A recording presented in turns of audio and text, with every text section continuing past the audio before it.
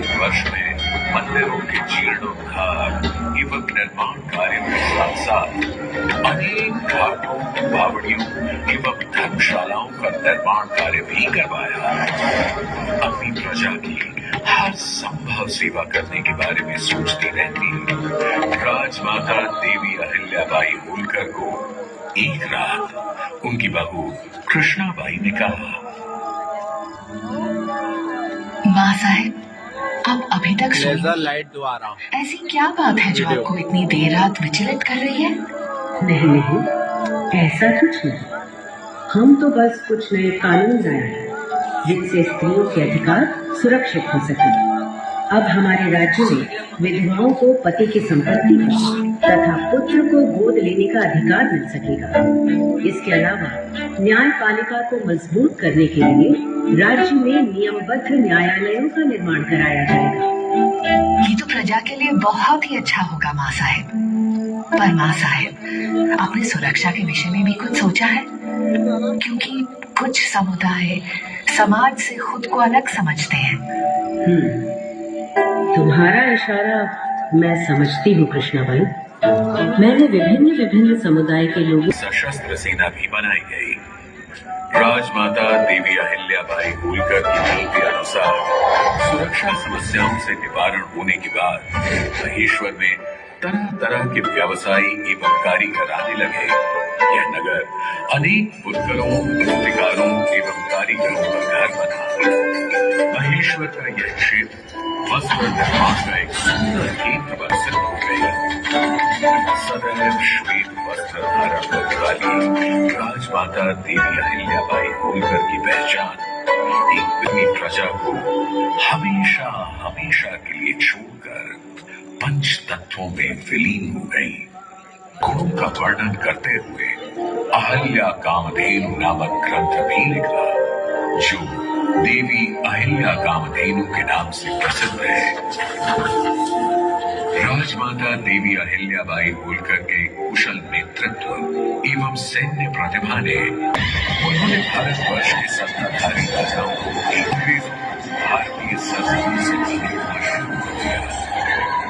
महाराजा यशवंतराव होलकर की बहादुरी और चार्ल्स मेटकाफ ने भी ब्रिटानी हुकूमत को दी। Holkar is the prevailing power in Hindustan. अंग्रेजों के अलावा मुगल शासक शाह आलम ने भी महाराजा यशवंतराव होलकर की प्रशंसा करते हुए उन्हें महाराजा धीराज राज राजेश्वर आलीजा बहादुर की उपाधि से सुशोभित किया।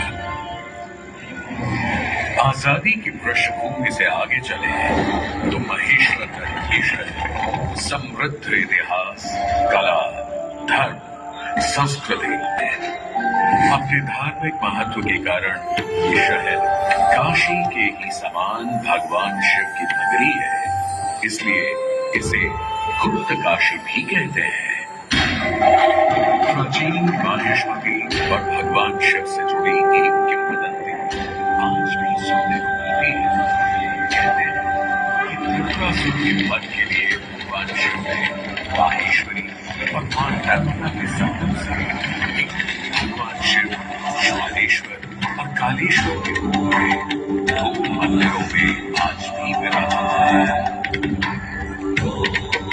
भगवान शिव की ये पावन नगरी ऋषि मुनियों को भी सदा प्रिय रही है। महेश्वर घाट से लगभग 20-30 किलोमीटर दूर मां नर्मदा के तट पर महर्षि दधीचि का आश्रम स्थित है।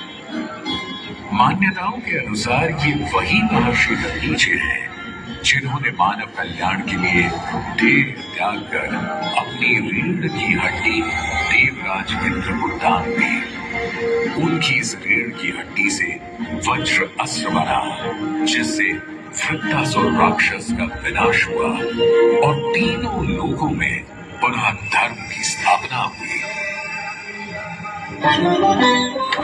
सहस्रार के रचयिता जगत गुरु आदि शंकराचार्य के बीच शास्त्रार्थ हुआ एवं सनातन धर्म को एक उत्तम दिशा मिली।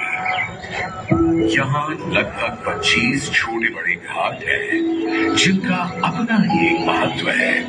बड़घाट पेशवा घाट, मनोकामनेश्वर घाट, माधवेश्वर घाट पर संतों के सुमुख से श्लोक, दोहे, चौपाइयां सदैव गूंजती ही रहती हैं।